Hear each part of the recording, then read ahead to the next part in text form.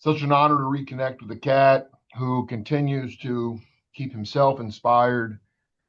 Uh, just recording music and playing music with younger cats and trying to be as inventive as possible with his apparatus and really using it as a conduit uh, or as a vehicle for what is going on inside his mind and his psyche.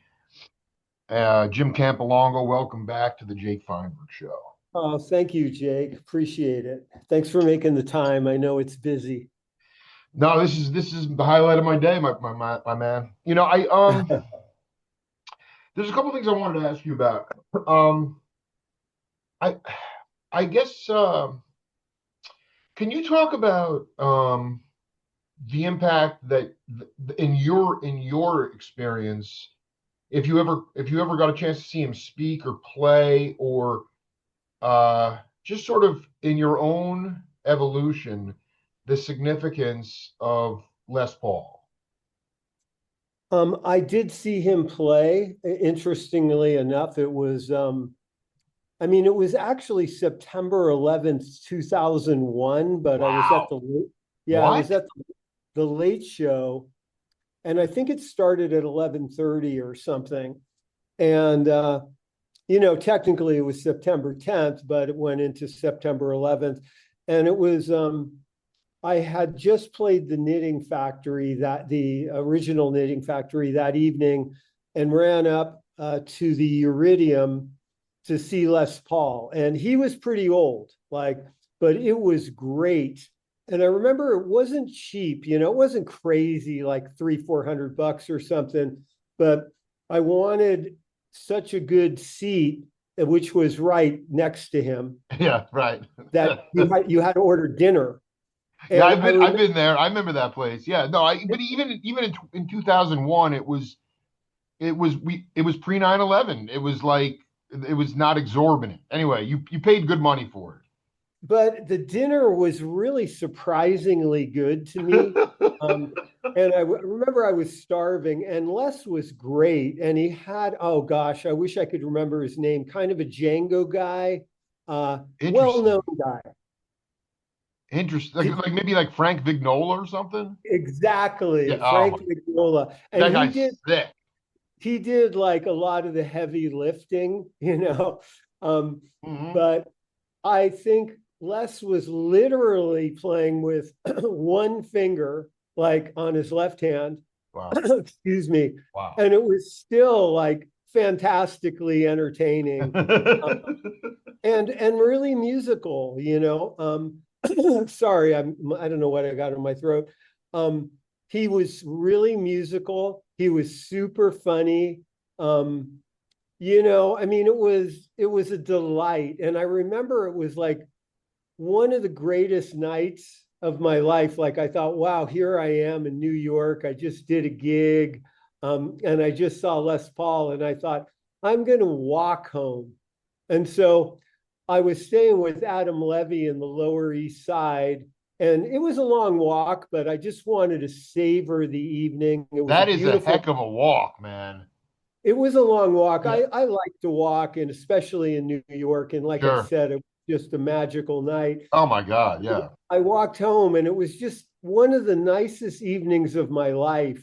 And it was so New York that the next day was one of the worst days of my life. Wait, That's I the mean, worst. this is profound, man. This is so you were taping uh the late show, or you were at the late and then you went to the Iridium on the 10th. I was in Long Island at that time. I was still living at home.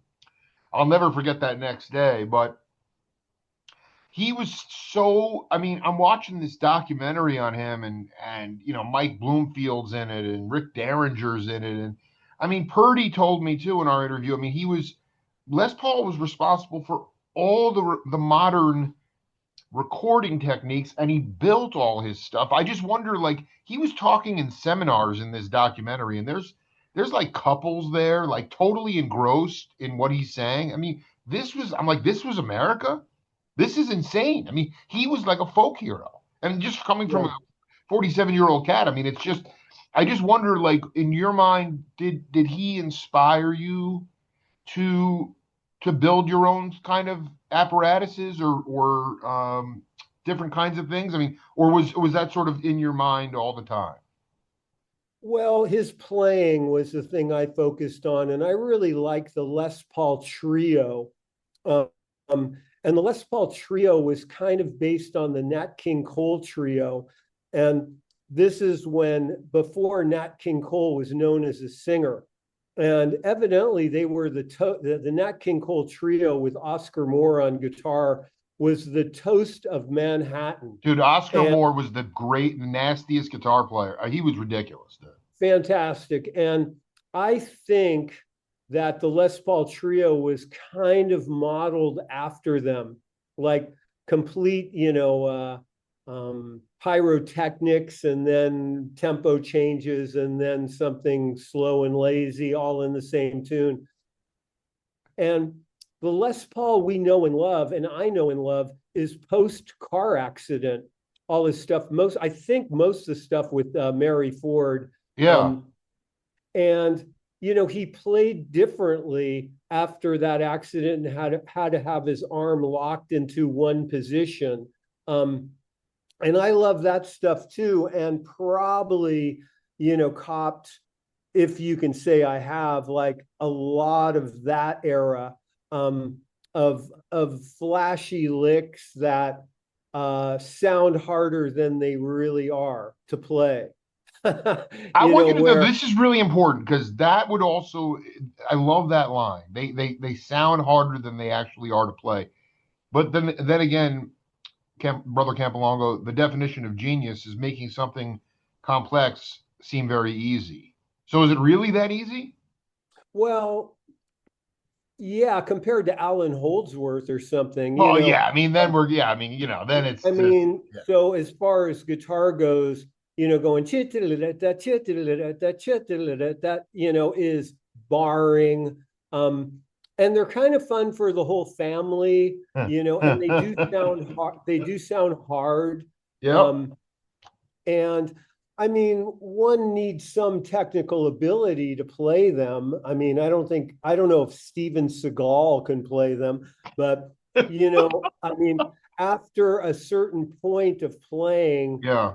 not miles beyond Steven Seagal, and I use him as like a prime example of like mediocrity, is they're very playable, and I'm a big fan of those kind of phrases like that sound hard but are quote unquote easy. And I'm not saying that to find Les Paul's playing, but certainly after the accident, they leaned more in that direction. And one needed a really good tremolo, like on that, Absolutely. you know. Absolutely. And if you could do that, you're in the ballpark. And that takes a lot of practice, and Les invented it, So I don't want to seem I'm being critical or No, no, overstate. not at all. I mean, I'm asking you, the arc of history is long and you've been on the planet longer, even though we're awash in all this information. I mean, I mean, I'm just like, I mean, the recording part of it, it was prior to him, it was two track, it was self-balancing, it was a few mics. And if there was any real, this was the older recording model, which I kind of like in some ways, is the jazz style where it's like, but the problem is if the horns were too loud, they'd be farther away from the mic.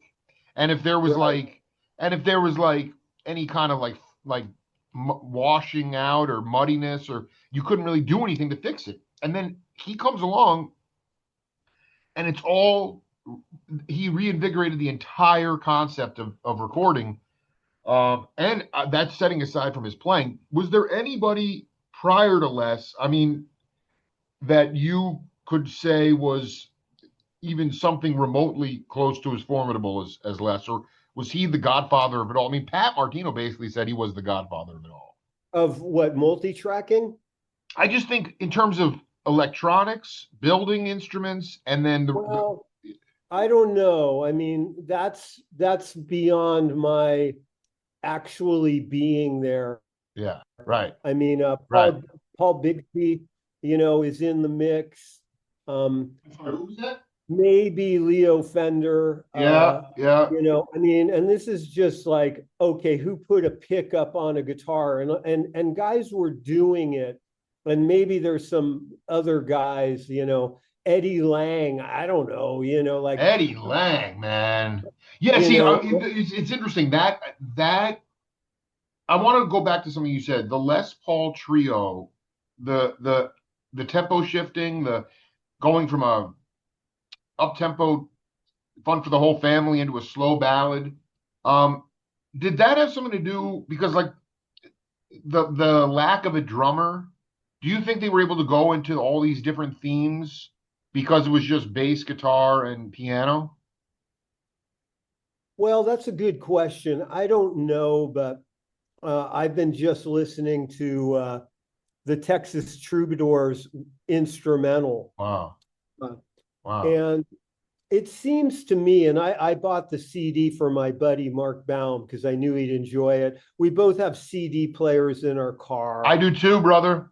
All right. And I'm listening what to I love, yeah, no, I'm listening to uh a bunch of band mid 70s band CDs right now. I love the CD player. Go ahead.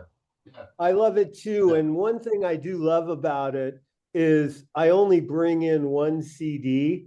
And in that, like, I listened to that CD for about a month. And I think my buddy Mark Baum did the same thing. And I said, yeah, I got really sick of it. And then I started loving it again. Like, and I did it with Coleman Hawkins. I'll bring down one CD and I'll go, Exactly. No, you marinate on that for a long like an yeah, Art it's Pepper like CD. Yeah. Oh my God, I love none of this, Spotify playlist BS. I mean, it is like, it. No, all dude, because I right, mean like those. So yeah, go ahead. You maybe you had this a is the yeah. soundtrack of my life. Oh my But God. the Buddy Charlton, Leon Rhodes stuff, this is the Texas Troubadours guitarist Yes. and pedal steel. I told my friend Mark, like, they must have played like 9 hours a day. Like, that's all they did. Like, Exactly. there wasn't Absolutely. the internet. There wasn't the Jake Feinberg. So It's fine. go through the list. There Yeah, no, there isn't weren't all the like, dude. It was the same thing as like Vassar Clemens and the Doc Watson cats. Those guys played 10, 12 hours every day, all day.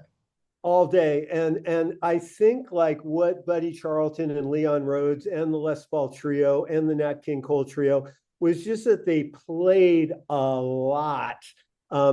And probably Buddy and Leon probably not only played at sound check in the gigs, but on the bus, for 4, 5, 6 hour drives.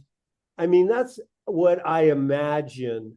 And it's one of the reasons to kind of jump around, but to make a point, like I moved from San Francisco in the early 2000s is because, I mean, for lack of a better, well, I'll use a better word than dumb, like the nothing gigs disappeared.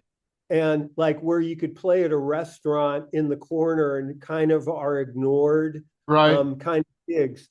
And those are the gigs where I felt like I could really work on my craft. Like I wish there was like a solo guitar gig where nobody cares and nobody listens. And I could just work on it. This is And so amazing. I mean, coming from a musician, I love the fact that you wish the point is it was actually a gig too. You got paid for it. But I love the fact that you don't care that nobody's listening. To me, it's like the most criminal aspect of it because I'm so hyper intensive into the music. Like I would never well, be, but I get I'm it. I not mean, yeah. I'm not saying like an abusive situation where there's like, 10 pool tables and you're No, playing. but you're saying that you could like really work out some of the tricks or just sort of be inventive because Yeah. you got nothing going on. There's no spotlight on you. Yeah, that people aren't paying $25 to see the great fill in the blank, you Yeah. know. Yeah, right, Um, right. it's like, oh, nobody cares. Maybe somebody will ask me to bring them a fork, you know. Um, That's worst case scenario, but you're just left alone to play Right. music. And it ties in with Buddy Charlton and, even the Les Paul Trio. Like, you just want to play and work on your craft and not have much expectation that's justified by the audience. So I think that's a big absence for some of the younger guys. But maybe, I don't know. I don't want to be like Bill Maher here and like wax poeticking about when I was 25 and how great it was. But Totally, dude. No, my feeling is, I think you're spot on. Again, I don't know. I mean, those guys, I mean, I don't know. I connected with the Hodge brothers, Catfish and Dallas Hodge from Detroit. And I mean, they grew up, Catfish made his name for himself in Detroit, but I mean, his grandparents grew up in the coal mining towns in Kentucky, and Chet Atkins and these guys would come and they would play with their grandpa playing fiddle. I mean, they'd play all day, all night, and after a while, it just you put all those hours together collectively as a group. That was the other thing, playing as a group for extended periods of time every day. I say younger cats are as horny to play as ever before. I just think there are so many distractions, and I mean, just the cost of living prevents a lot of people from being able to. I mean, they have a day gig, so inevitably, it's trying to coalesce around everybody's schedule and get it together. That being said, I it, still feel like the curiosity and the passion and the talent is all. I mean, I have been reinvigorated by. better. Yeah, It's better. I mean, it's better, man. It's fucking bad. It's unbelievable, yeah, man. it took It's me like a unreal. million years to figure out like what Django Reinhardt's rhythm guitar player was actually doing. Yeah, I was playing like more like Johnny Ramone to just, yeah, I dig.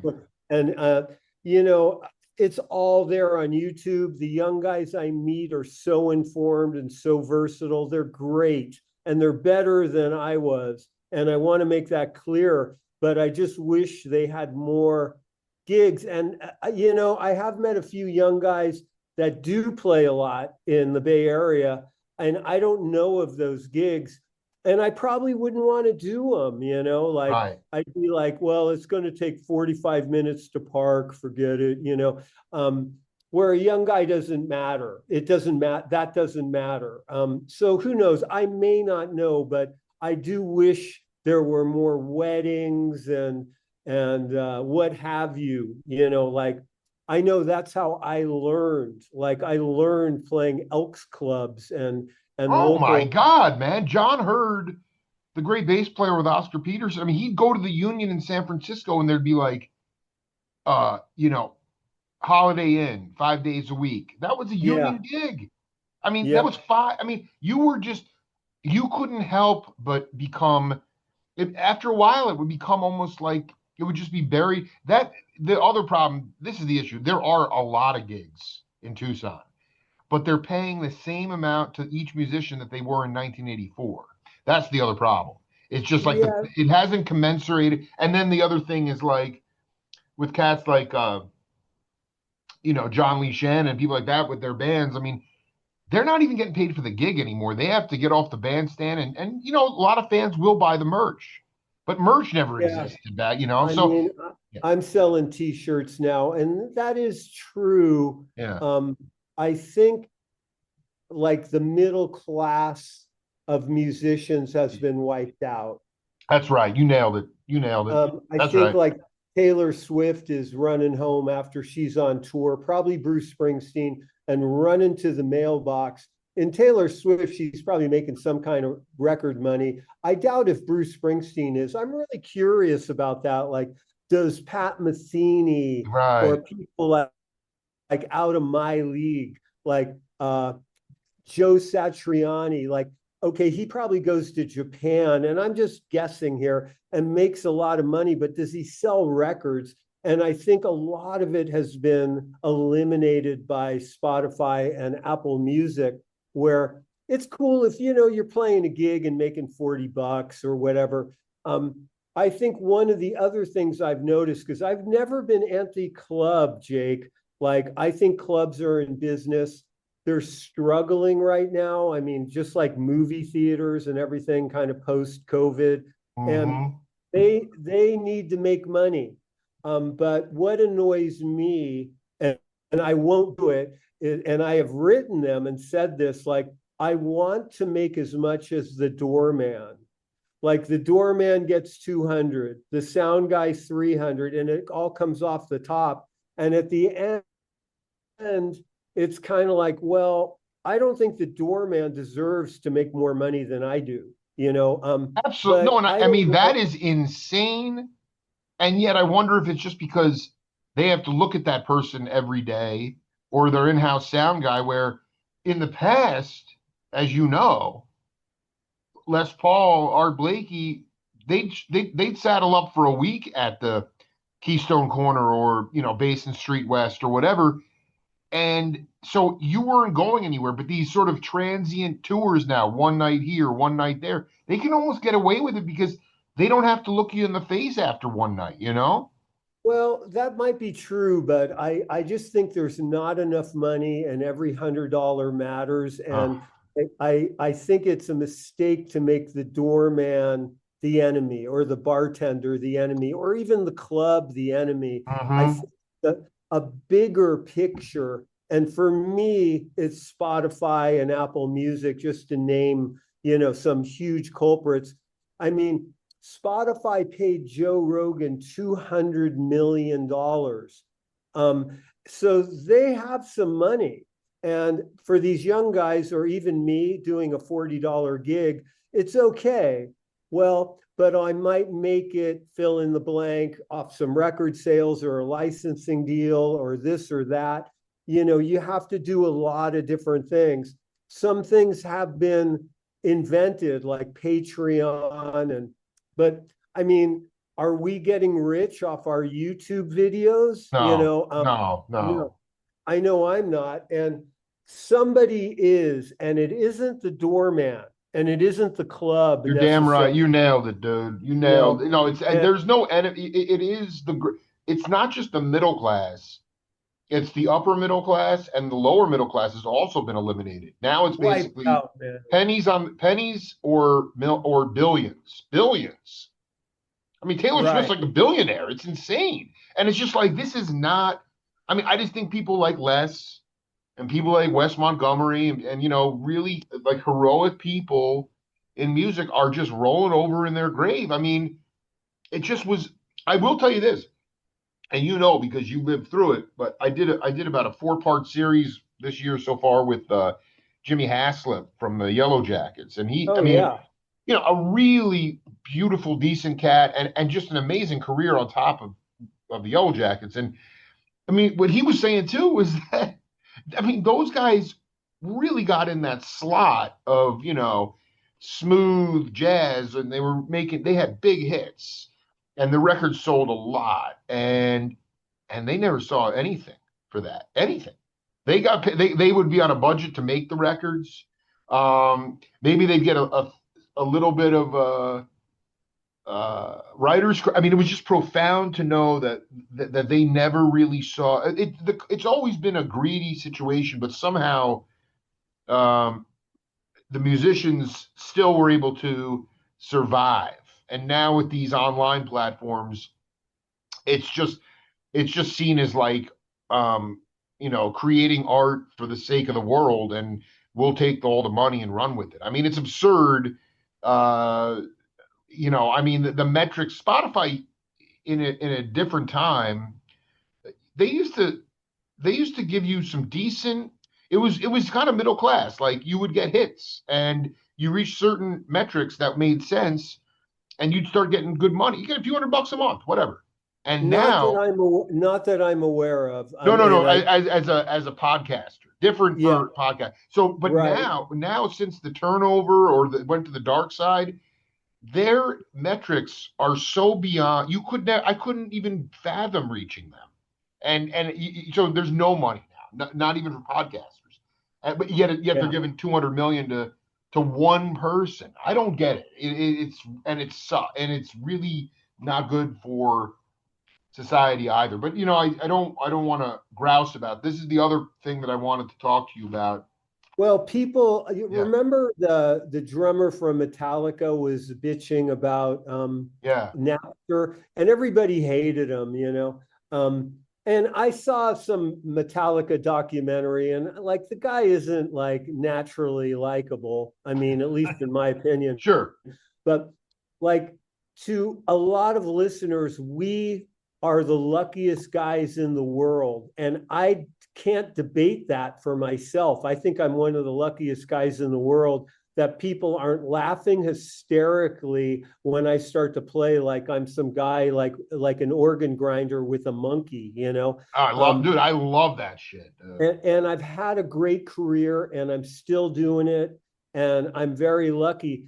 And I feel that, but I also feel like it's never been harder for all of us. And, that's what we're talking about. I mean, and for I mean, and timing. I'm glad that you had some decades of where there was still some sanity. I mean, I just and the way.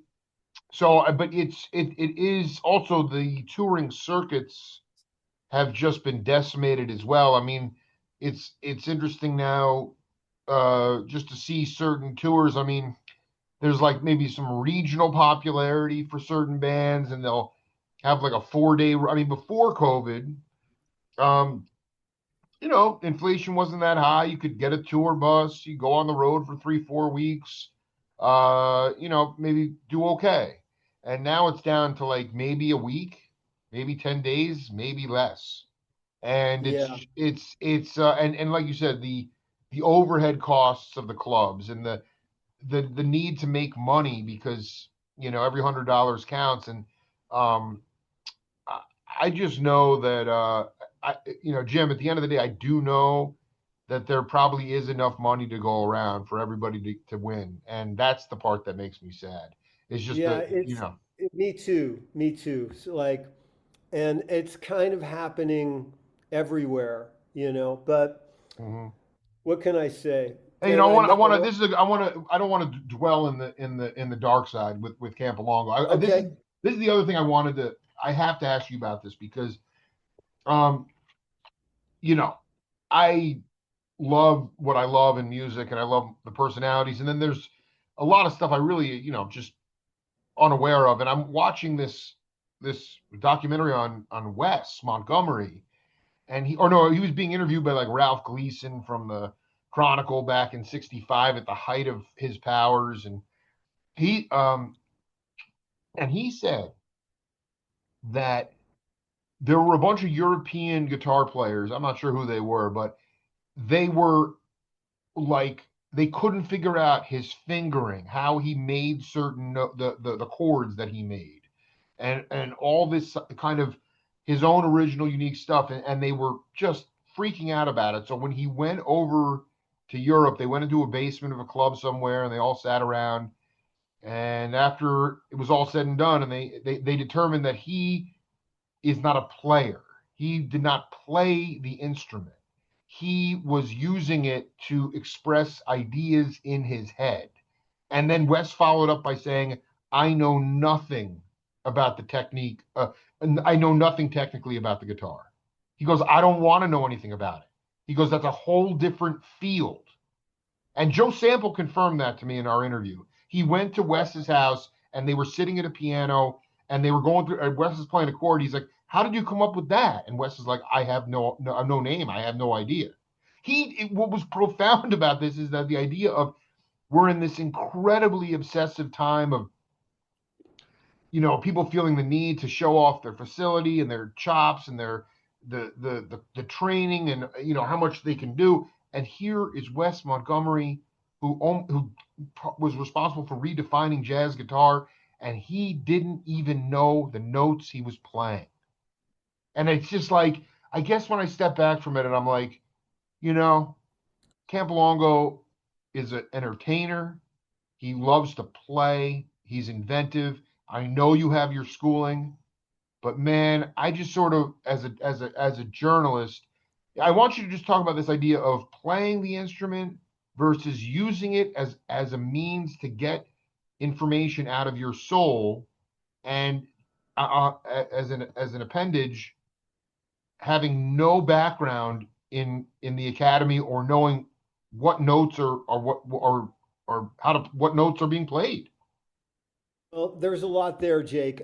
First Sorry. off, like, Yeah, sorry. yeah, Wes Montgomery, um, maybe George Benson too, like comes to mind. Yeah. Like these guys aren't like, college professors.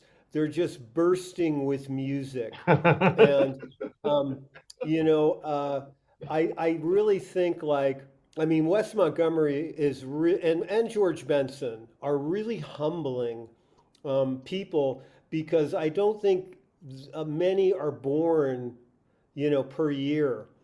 Certainly, I was not.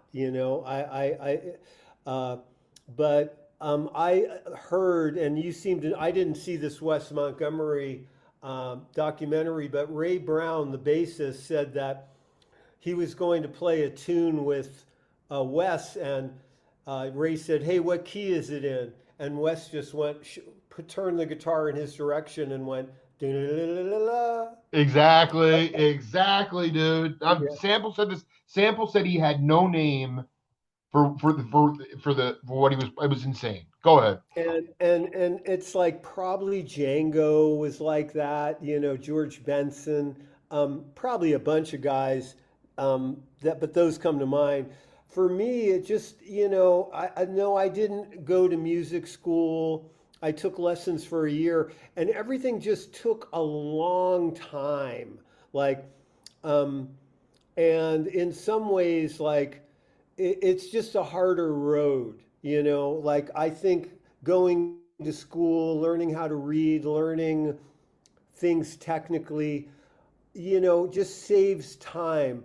Now, on the other hand, I have taught at jazz schools, and the students had what I will use a metaphor of overflowing toolboxes. Like they had every tool you need, man. Like, like those weird tools carpenters have that, they use once a year. Maybe they They, have they doubles of the same tool. No, it's overflowing toolbox. Yeah. overflowing toolbox, but they don't know how to make a shelf yet.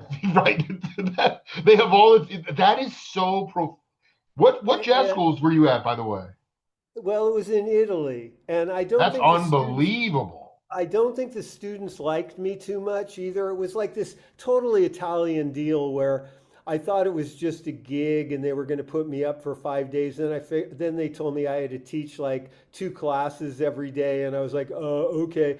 And kind of everybody there played better jazz than me, really. Like I had the first day I arrived, groggy. There were auditions and people had to play Stella by Starlight and you Yeah. know and that kind of thing. But Wait, hold on. I want to be clear. When you got, but I just want to go back to this. This is even though those cats could play better jazz than you, whatever that means. It was like the overflowing toolbox, but they couldn't build a shelf. What is the shelf? I'm curious about like what were the things that. well, a shelf is like telling a story Yeah, yeah, and being entertaining and captivating. Um, you know, totally. um, having a good speech, like if you're going to go and talk to a bunch of people, your speech is right on. It has a couple jokes here and there, whatever. It's not too long, you know. That's building a shelf. And none of the guys there, man. One guy was really good. I take that back. He kind of played like Holdsworth, a young guy, really good. I You could forgot his hear the name. melody. You could hear some melodics. He was trying to tell a good story. Yeah, he was like, you wanted, it was music, Right, but right, right, right, but right. most of these guys, like, and there were some older dudes there. It was like they were perpetual students, and it's one thing. Like I just said at a lesson on Saturday, was it about a week and a half ago? I don't know. I've been like traveling. It feels like Yeah, two you're years on ago. fire. But like I showed the guy a G major scale, do do do do do do do do, just and I said, and he played it, and I showed him the correct fingering, and I said, now you know enough to be a great artist. Like this isn't a chin up. Like this, you now probably know more than Link Ray. And Link Ray wrote Rumble. And Link Ray, I mean, I love Wes Montgomery and Miles Davis and John McLaughlin, but Link Ray was a great artist. And he really didn't, I mean, I knew as much as Link Ray when I was playing for, 2 years. Um, and I think you have to get out of, I'm a perpetual student and I'm going to learn melodic minor and harmonic minor in every position and blah, blah, blah, blah. It's like at some point, be an artist. And if you know a G scale, which is transposable to any key, so we could call it a C scale, um, you can be a great artist. Start because that's hard. This is fascinating. So it took you a long, you're saying it took you a long time to become an To be artist. good, Yeah, yeah, no, but in some ways you were able to plod along and keep growing and still be a working musician. You could work through that stuff as for opposed to sure. being, you were definitely not a perpetual. Campilongo will never be accused of being a perpetual student, except on the bandstand. Well, I mean, the way I Here's my practice, point. My point is that okay, there are cats that are like, and it's fine. Everyone has to sing for their supper, but the thing now is like every school has a music or jazz program, and so many people that are coming up now, they like you said, they're so engrossed in learning about whatever harmony minor this that they go directly from school into professorship. And I don't know how you become how that's effective if you've never had any experience on the road, touring, playing, or even just becoming an artist. Perpetual academia will stilt the vocabulary of music. Anyway, go ahead. well, I mean, it's really hard, and I don't think like it's taught, and I'm not sure how to teach it, but sometimes I will tell a student, um, okay, make the sound of humiliation. And they look at me, and I granted it's a weird thing to ask for, but if they play like the prettiest G, C major 9 chord, it's good. It's like there's no wrong answer. It wouldn't be my, Sure, sound of sure. humiliation or sorrow. Make the sound of love. Make the sound of sadness. You know, I I think that's how I teach it. And there's no wrong answer, but I don't think that's addressed at most music schools. And I'm not saying like, the students are all, clunkers, but I think that's how you teach what we're calling artistry or some way to convey emotion through your instrument. And that's really the whole point of it, I think, No, you is nail, to, dude. Campilongo, man. This is like you know it, man. You lived it. Johnny Griffin. well, He had there were liner notes from this album from '63. It was a jazz album, and it was an like a sax quartet kind of thing, and some journalist like me was, talking to him about, the form of the tunes or, the intellect. He goes, and he just summed it up. He goes, and this was 1963. He said, I don't, he goes, it makes me sad that we're talking about some kind of intellectual exercise. He goes, because music is all about emotion. That's what he said. It's about, and you put it in those terms. The problem with emotion is that's exactly what, it's you're expressing your day, you're expressing what you went through. or you're talking about play something that feels like humiliation. In the academy, there's no way to put that in a curriculum. So you have to figure out ways to quantify. So, and again, I don't have all the answers, but what you just said is this over intellectualization of what is actually the expression of pure emotion. That's it. And Yeah, that's, and I mean, given if a listener said, "Okay, Jim, we're hiring you at UCLA to, teach these people." I mean, I don't know how you do it for 3 months. It'd be like today on the third week again, make the sound of humiliation. Like I'd have to write out like some kind of formatted thing that people could understand. Like, and I'm not saying this is it, but okay, start slow, create a fugue, meaning, a melodic phrase. You repeat that melodic phrase with different intervals. It would have to be very articulated, aside from, okay, it's, humiliation time. Um, but I do wish like it was taught. And I don't focus on that like but if the guy's good, like, and and granted, a lot of lessons are on Zoom and the maestro, Jim Campilongo, you could fill in the blank, I mean, I took some guitar lessons and man, I was terrible playing for the teacher, it's right. like having God watching you, and I take all that in account, but sometimes I think, the guy knows a lot, but he's really not saying anything. Um, I've also noticed like the players I really like to listen to play, I really like to listen to them talk. Absolutely. Oh my. I was going to say, I wanted to ask you about this. Not that you're being, I think it would be interesting for you. Have you ever hung out with Jack Peterson? No, I don't even know the name. I Okay, mean, it's a. Peterson, this is legendary. I'm going to connect you. He is 95. He's Uh-huh. still eating cheeseburgers in Jacksonville, Florida. All right, he was at a Stan Kenton band camp in 59, maybe. And whoever was running the music at the time, as Berkeley and North Texas, I think were the only ones that actually had a jazz program. But the guy came up, he goes, we don't have anybody to teach a jazz guitar curriculum at Berkeley. Would you do it? And Jack said, sure. But you're talking about, and I did this insane interview with him, and it's faded from my memory, but here it is. He had no template. He had nothing to go on. And his first couple of students were Mick Goodrick and John Abercrombie.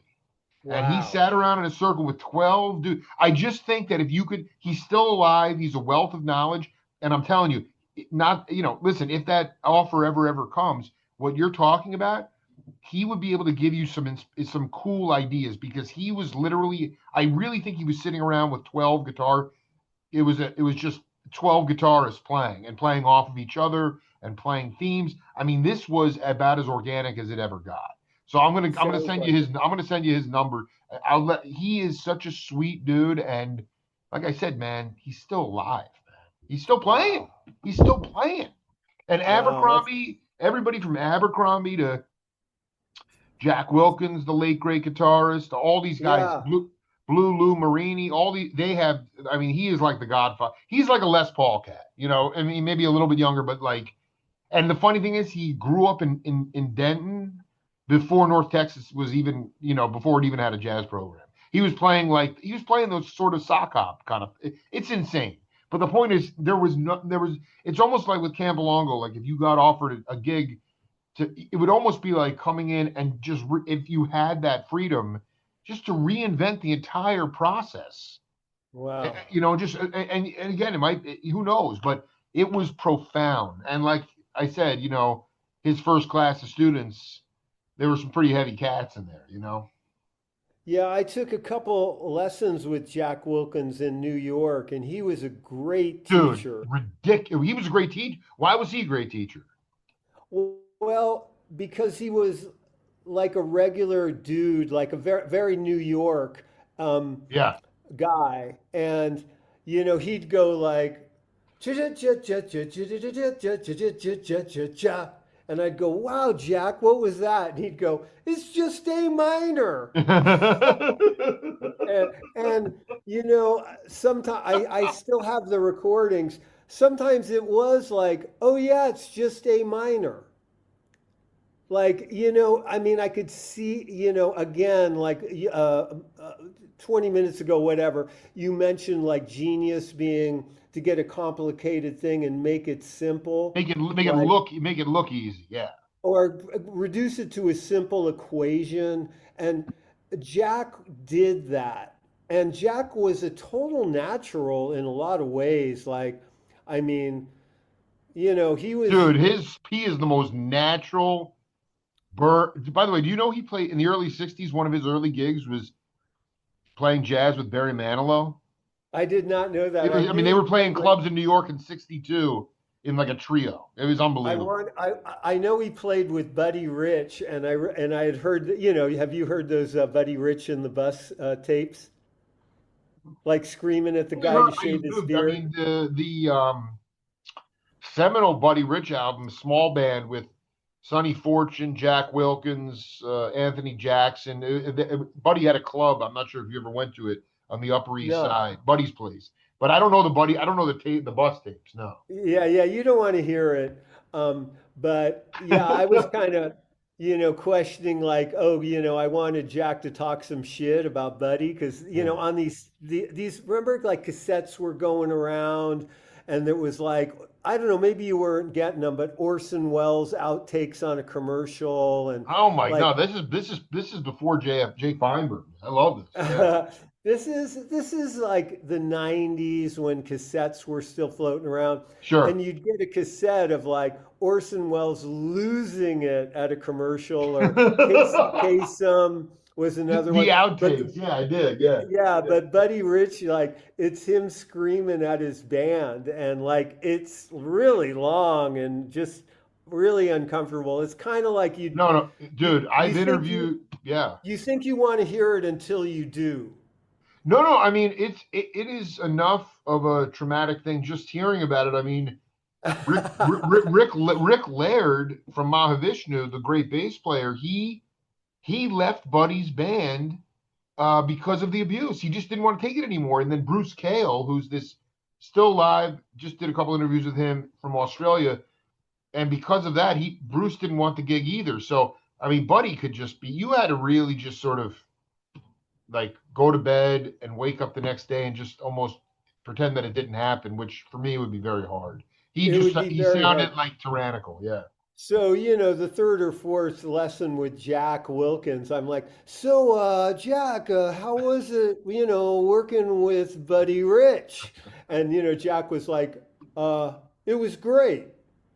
So anyway, when you go to A minor That's seven, right. He's like, yeah, exactly. I What, was, what but he was old school, I he mean, was old, he's dude. not, He was old, dude. Jack Wilkins, unsung legend.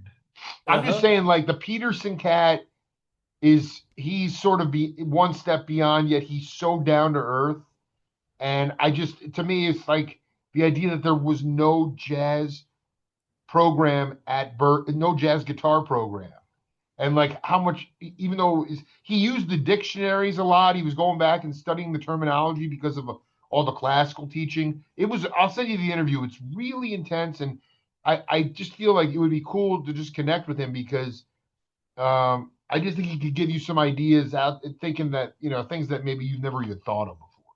Yeah, well, I mean, it's been great just, bringing up Jack Wilkins. I mean, an Dude is unsung fucking hero. beast, man. You ever hear Yeah, the trio stuff he did with I I yeah. only heard him like I saw him on YouTube with Howard Alden, Oh my um, God. another like, astronomically fantastic player, not of this earth. Insane player, man. Yeah. Yeah, yeah, like even like I don't want to compare, but like on a different universe than Jack, but Jack was great enough to play with Howard. But Howard played seven string, guitar, played with George Van Epps, who kind of, defined that, Sure. and, just otherworldly. Um, but anyway, But again, yeah, it it's also great. like this whole idea of breaking it down to a point where it's just whatever he said, it's just A minor, and he was able to synthesize it and like make it into this very compatible equation that and where it's understandable to any kind of cat. I mean, that to me is. I just got to say too. I got to interject, man. I mean, I don't know. It just popped into my head because Howard, he's still around. He's still with us, right? Howard Alden. Oh yeah, Yeah. So he Howard he he Alden's still around. he comes to, Arthur Vince, the drummer. I don't know if you know Arthur, but Hmm. we have this incredible club here in Tucson. You have to come here, man. Like Yeah, we it's have, Arthur Vince place, right? yeah, the Century Room. I mean, it's perfect for you. I mean, Luca Benedetti, Tony Scher, and Mace blew that place up, man. And it is the coolest freaking. I say, and I have not been around the country, so I can't. But I will say, I really think it is one of the top five clubs. Yeah, we almost did it one, excuse me for interrupting. We Sure, almost yeah. did it like a tour ago with the quartet. That was with Luca Benedetti, myself, Andy Hess, and Dan Reeser. Oh my But God. I couldn't get a gig in LA, which is really problematic for me. So flying was like, you were guaranteed to lose 200 bucks at least for doing it, you Well, know. I was going to say the other option is instead bypass California. Lewis Nash has the Nash up in Phoenix, so I don't know about that. yeah, that so Lewis, the great drummer, and he's got a really nice club up there. I'm just saying, like, it's criminal that you haven't been to that club, and I get it. You have to make it work for everybody, but um, like Andy Hess needs to be dropping bombs in the Century Room, man. Like, I mean, That it would would. be I fantastic. mean, I'm telling Like, you, the Luca. It was the first time I ever saw him live, and he was telling stories, man. It was so beautiful, man. It was so tasteful and funky and grooving, and obviously Tony and Mace or Tony Mason is just amazing too. But it's like that's what it's about. That's musicianship right there. It was yeah, you those could see that they're all he had all the knowledge, and yet he didn't need to flash it. He could just emote what he wanted to say. yeah, he's one of my guitar heroes, and Tony Shear and Tony Mason are my heroes as Oh, well. heroes, dude, heroes, man. Uh-huh. So good. Anyway, I I've just been want to say, lucky. like, we got to figure out, like, to get you to the Southwest. I mean, you know, California's who knows what's going on there. To me, like, it would be such an honor to have you here, and you would Oh, thanks, rock Jake. that place out, man. I would love to do it. I know Arthur. Arthur was in John Wick 1, by the way. Yeah, Um, and I know Arthur, he's a great guy. And man, we almost did it. just keep it in the I back of was, your keep it in the back because you know what, Arthur, like, it's hard. For my taste, I want to see, we're like Tony and Luca and the Tonys and Luca are coming back in April. I know. And so I mean, why don't we just fly you in for the night? I mean, give me a break. Well, me and Luke, that's an idea. Me and Luca, and the Tonys are playing a double bill in California in April. My calendar's right here. What's It's at the the what where in Cali are you playing?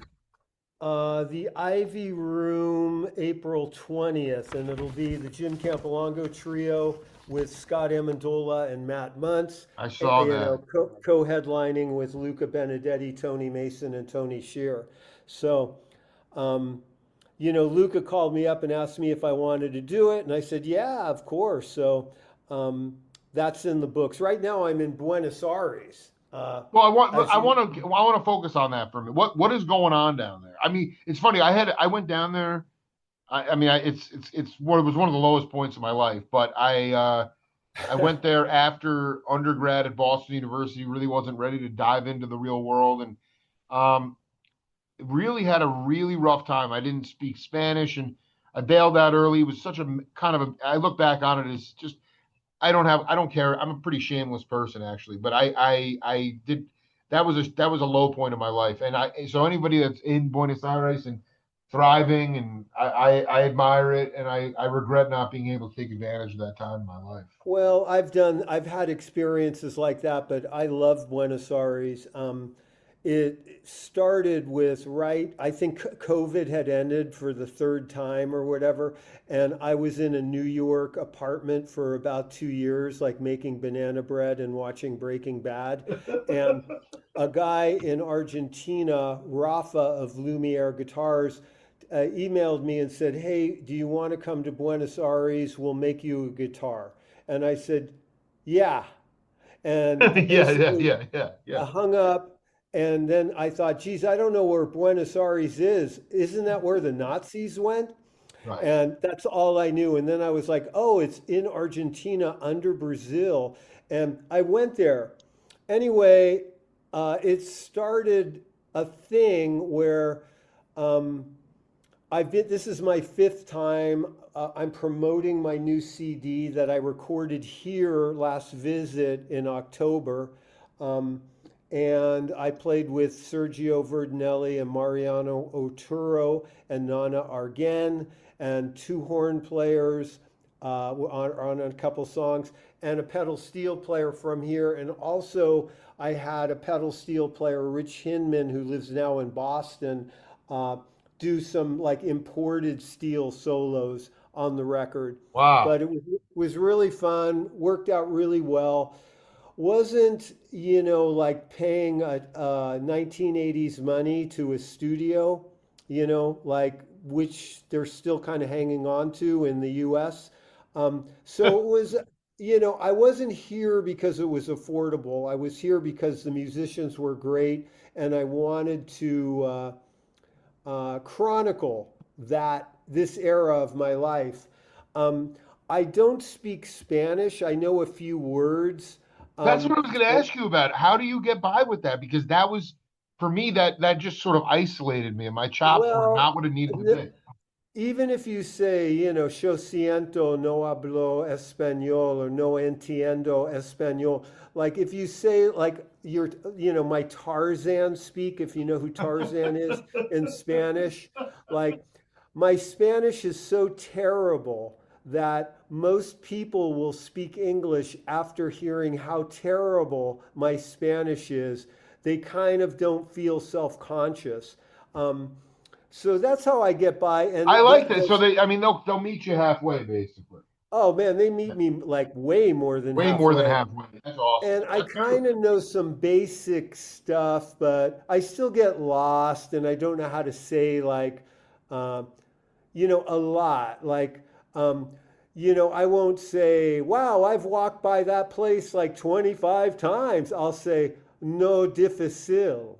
I just narrow it down to cognates or two words. Um, but then most people do speak English here. It's a great city in that it's a very 20th century city in the Oh, sense that there's, like, I went for a walk and there were two sewing machine repair shops, two, wow, wow. um, let alone tons of watch repair, shoe places, a lot of tailors that are really good. And there's even newsstands, man.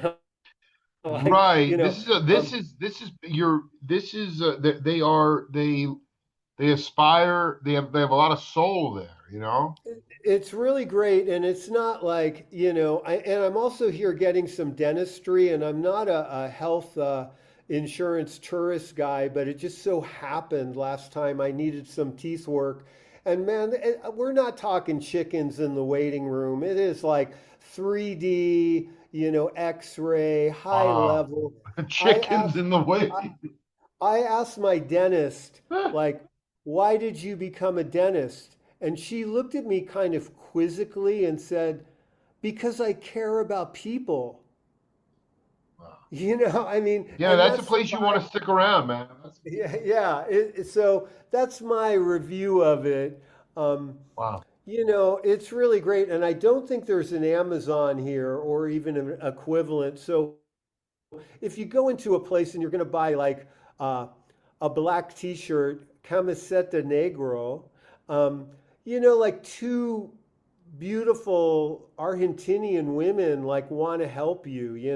The last time I went I wanted to get sweatpants that didn't say juicy on the butt, in the US, and I couldn't find anything. I mean, everything said like Nike or whatever. I just wanted like Yeah, Rocky, sure.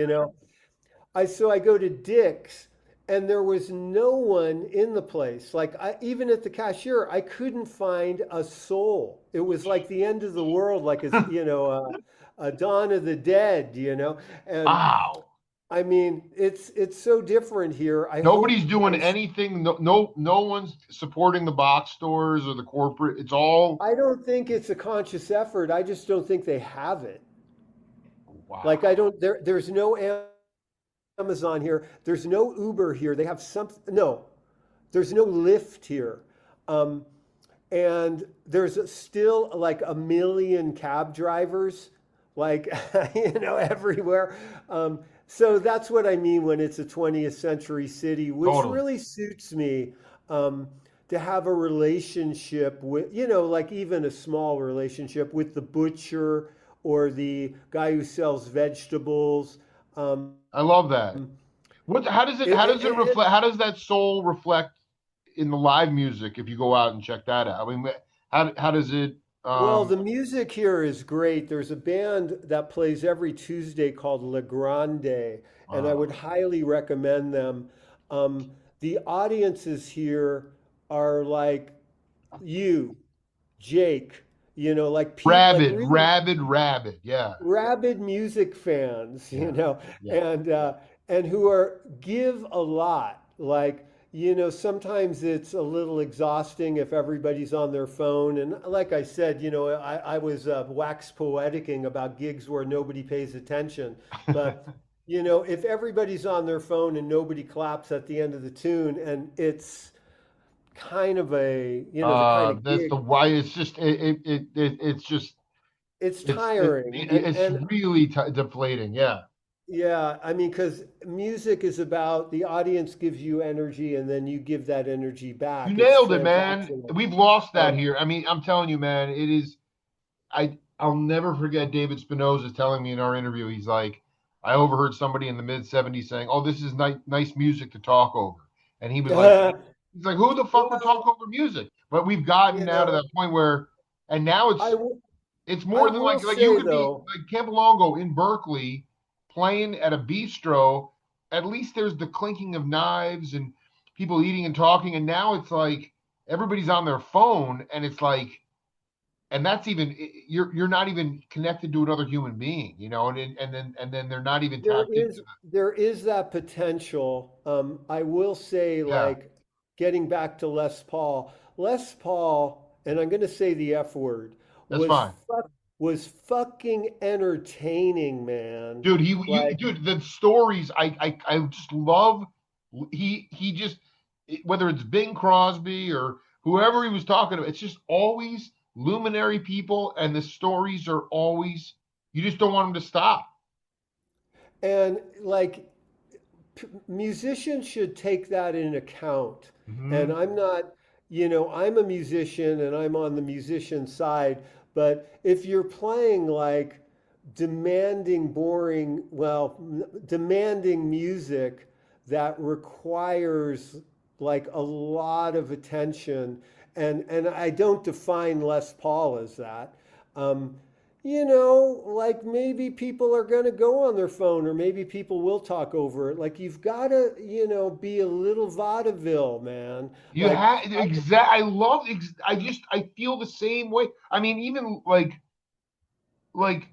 it's so fun. Like just using Lucas Trio as an example. I mean, he's not like up there. It's not vaudeville, but when he talks, it works. Tony Shear's kind of a character. You just need to be engaged. You need to have some kind of engagement. And even with the younger cats, it doesn't seem like it's really a comfortable thing for them. Where Les Paul, you just feel like he could be up in front of a seminar and you feel like he's on a country porch somewhere, just shooting the breeze. It's Yeah. unbelievable.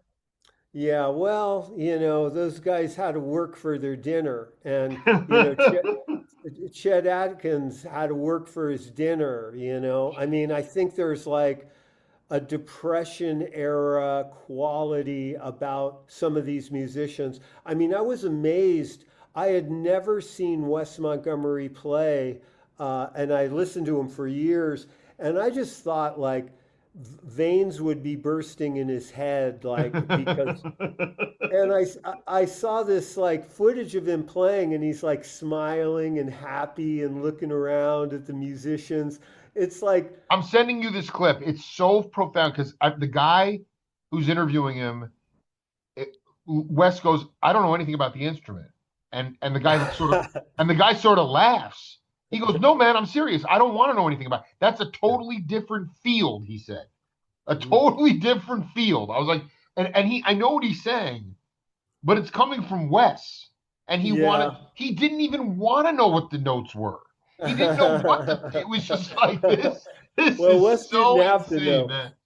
I mean, he learned by learning a few Charlie Christian solos, Oh which my God. and it's like, man, you really brought it further, Wes. But but Do anyway, you so feel, I want to ask you, do you feel like in the Campilongo doctrine, not that, you're not Wes, you're not Les, these are luminaries, but do you feel like your own sound is moving along? Are you taking it farther? Or have you heard some of your disciples take some of the concepts you taught them and growing that in its own way? well, I don't know. I've heard some things like on commercials and what have you, and part of me thinks, huh, that kind of sounds like me, you Yeah, know? yeah, Um, yeah. and I think on some level, I've been influential. The only way I'd blow my horn, since, we were talking about Les Paul and Wes Montgomery, who are in a totally different league than me,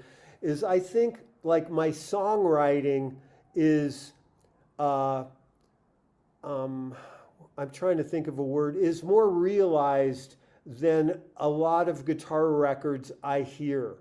Um, I mean, I actually What do you mean write. by that? What do you mean by that?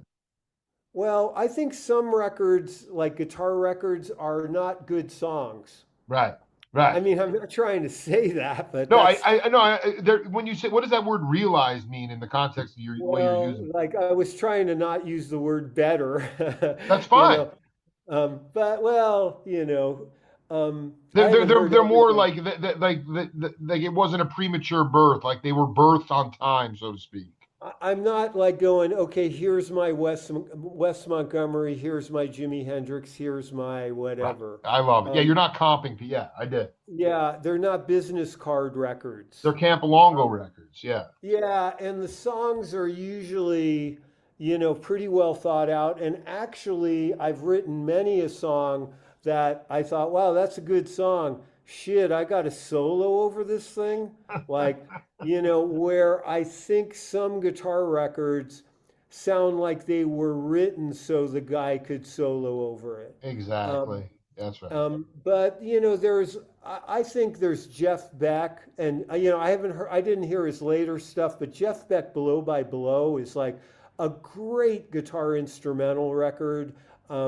There's been many great guitar instrumental records, and if and we were talking about my legacy or my influence. Hopefully, it's just the songs.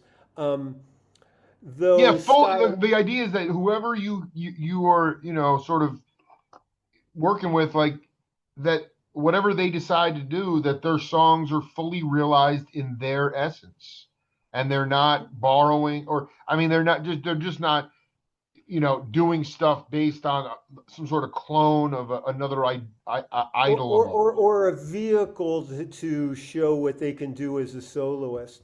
I mean, in Right. some I ways, see what you're like saying. Yeah. I've heard some Eddie Van Halen, and I thought, man, that's incredible. Like Incredible shit.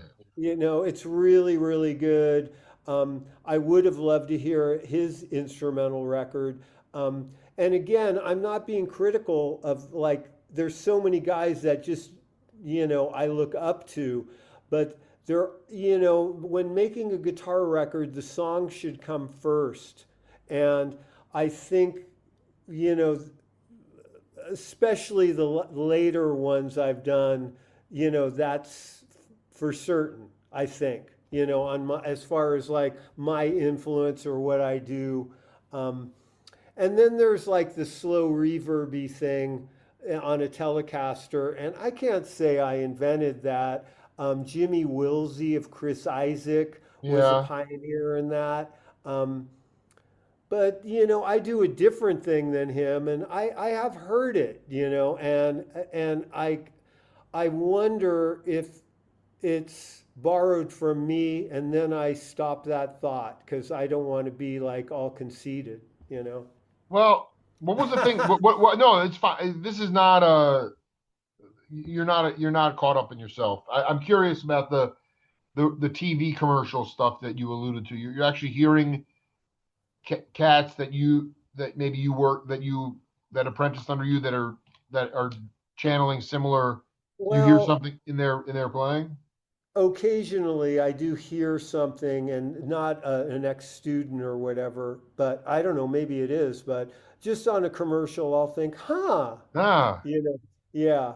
yeah. No, Um, dude, never underestimate that, man. I'm just saying, like you're probably trust your gut and intuition. Not that you'll ever know, but it's just funny how things sort of. I uh hope so, man. I mean, Yeah, I man. really I mean, do. because listen, I mean, you've definitely had an impact on a lot of cats, uh, and that's kind of that's all you can hope for is that your legacy lives on long after you left this planet, and and then if you can see some of it sprout in this lifetime, uh, then that's really, then that's having your cake and eating it too. You're absolutely right. So, um, I just yeah, want to say, I I mean, wanted to just tell you before I let you go, April 16th. Benedetti Trio with Mason and Shear at the I think Century. it's April. I think you got the date wrong. No, no, I'm no, no, no, looking no, at. no. I'm saying they're playing Century Room Tucson April Oh, 16th. I don't know what okay. you, so I'm saying if we gotta fly you in for that. We gotta get you In, in for that, man. in the Bay, it'd be possible. In the Bay Area, Luca and I are playing together at the Ivy Room, April 20th. April 20th. Oh, so And that's a double bill though, right? that's a double bill. You Yeah. could kill two birds with one Yeah, stone. no, you got that's a great trio you got too. I'm just saying, man, no matter what, like it I was mean, if I that flew yeah. in, I could borrow everything and use the Tonys as my rhythm section, but that's asking a lot of Luca, and And I got to be honest with you also, like it's interesting because it's it's interesting. Normally they would do two shows, a 6:30 and an 8:30. This one, and it may just be due to how many tickets are bought in advance and they'll add another one, but right now there's only a 6:30 show. I just thought maybe in my mind's eye it was like, I mean, the way that those guys flowed, it was like just putting Campilongo in as a quartet, you guys playing off each other. I'm like, I'd be bouncing off the walls, dude. It'd be Jake, I unbelievable. want to do it just because of you. But Yeah, before we go, go ahead, man. Yeah, I got to do a commercial, go kind ahead. of. Yeah, it's yours.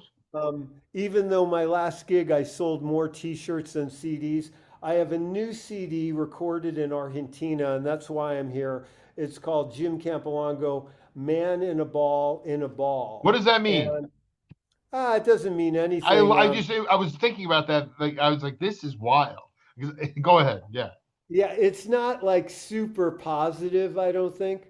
Um, but it's based on a ride again, because it seems like my second album in a row, because last time was my last record was called She Loved the Coney Island Freak Show. This one was a ride in a place called Action Park in New Jersey. And it was a ride. There's a documentary called Class Action Park, and I was obsessed with it. People would go to this water slide park in Jersey What and city? I die. need to know what town in Jersey this is in. I don't know. I can't remember. Oh But my they God. died They died. Yeah, it's because Okay. they class action park. Yeah, of course. It was so out of control. And Oh yet my God. the documentary kind of shows like not only the tragedy, but the beauty of how liberal the place was. And they had a ride for like a day, and they just like guys would make these rides up on a napkin, not engineers. And they'd have a ball go down this ramp, and in the ball was a ball, and you'd put a guy in there, and I guess the ball inside had ball bearings around it, so you'd roll in the outer ball and you'd also roll in the inner ball. So it went down this ramp, but they made the ramp, and the ramp was made out of this stuff that would break under any heat or sun. So they got a guy and put him in there, and it went down, and the ramp was broken, so he flew off the ramp, rolled down a hill, crossed the freeway, and ended up in water. And it's kind of like an example of action park. And I know many guys who went there and they loved it and they'd come back injured. Um, but I kind of like the name Man in a Ball in a Ball, and I obsessed on this documentary. I've seen it Dude, like I'm sorry. five I'm times. obsessed now, dude. Vernon, New Jersey. Okay, right. And I mean, Class Action Park.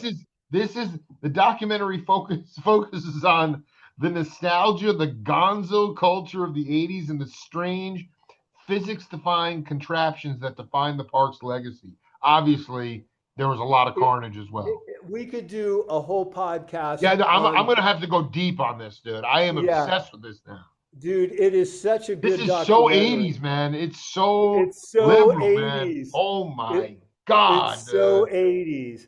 And I know a guy, Nick Allison, who is like a Oh, really responsible father of two, gray hair, right, goes to work every day. And right. I said, "Hey, did you ever go to Class Action? Did you ever go to Action Park?" And he goes, "Oh yeah, yeah, like at least 10 times." And I said, You're like, yeah, go ahead. Yeah. yeah, I just watched the documentary. I go, man, people died there and they'd all get hurt. He'd go, oh, they were pussies. Oh my God, dude. Yeah, No, the follow-up would be like, if it was still around, be like, are you gonna take your kids there? He's like, absolutely not, you know. yeah, for That, that, sure. that is But there, so classic. God, man. I mean, I wouldn't.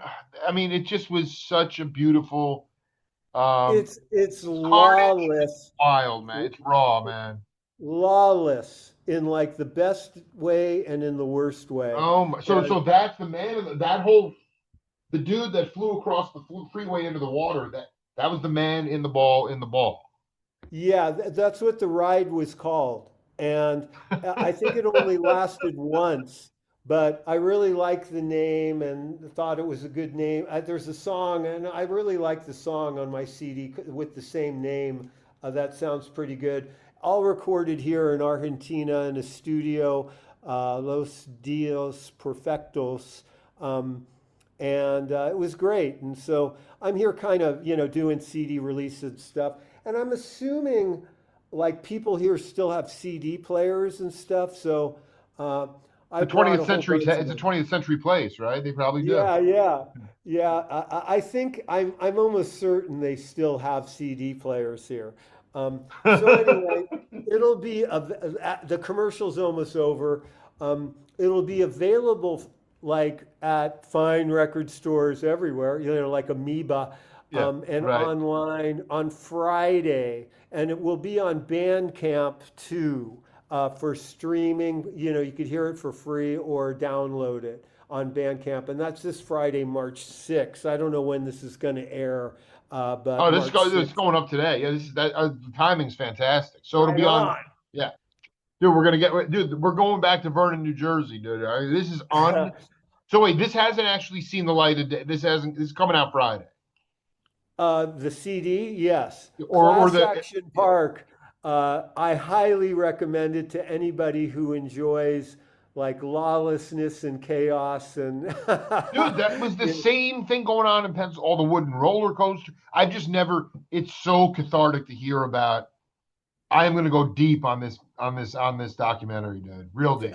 Write me and tell me if you like it. You I don't know, dude. have to. It's already over. Anything in the '80s in New Jersey, that's carnage right there.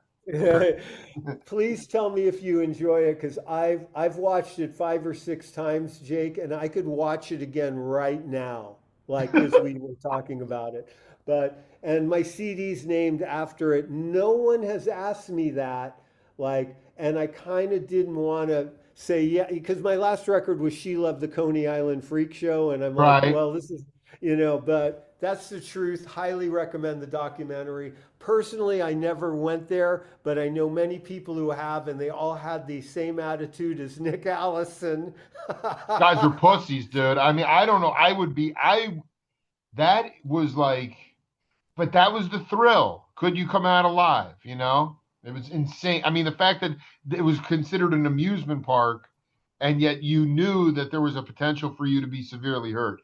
The whole, Yeah, also the rides themselves sound like they were designed by psychedelic maniacs. It just sounds like a complete. I got to go dig it. I'll let you you know about the got it. doc. Yeah. You got it. I also, if if you want, I'm going to send you the quick audio clip of Wes talking about I'd having no love idea, that. and then also I'll send you Jack Peterson's number. I feel like he's a guy that you would be astounded to talk to. Okay, I Yeah, will. I'll yeah, reach out to him. and And yeah, man. You talk to Luca. Maybe it's a pipe dream, but maybe we'll have man and a ball down here. Who knows, dude? well, I wouldn't want to impose on Luca. No, I Um, would also say that like it just. I guess all I'm saying is it's criminal to this point. If you know Arthur, I think the club is probably still needs a couple more years of good, solid momentum to become completely entrenched. But there's a lot of money. It's the coolest. I almost consider it a speakeasy, but it's just you. It definitely should be a destination point for a trio for you at some point. Really. thanks a lot, Jake. And the first time we talked, we did 2 parts. We talked so long, Yeah. and then we were talking about doing a third part. And I'm feeling the same way here. Like we could do a 6-hour No, I mean, dude. podcast. After I watch the documentary, we'll do another one. Okay, it's a deal. All right, man. Great to hear you, brother. Yeah, you too. All right, Thanks a take lot, care. Jake. Talk to you soon, Send me man. a link to this, okay? Oh no, I'll let you know when it's up and everything. Don't worry. Yeah. Okay, I'll be proud of it. Thank you so much. You're All right, great. sir. Be cool, man. Okay, you too. Take care. Later. Bye. Bye bye.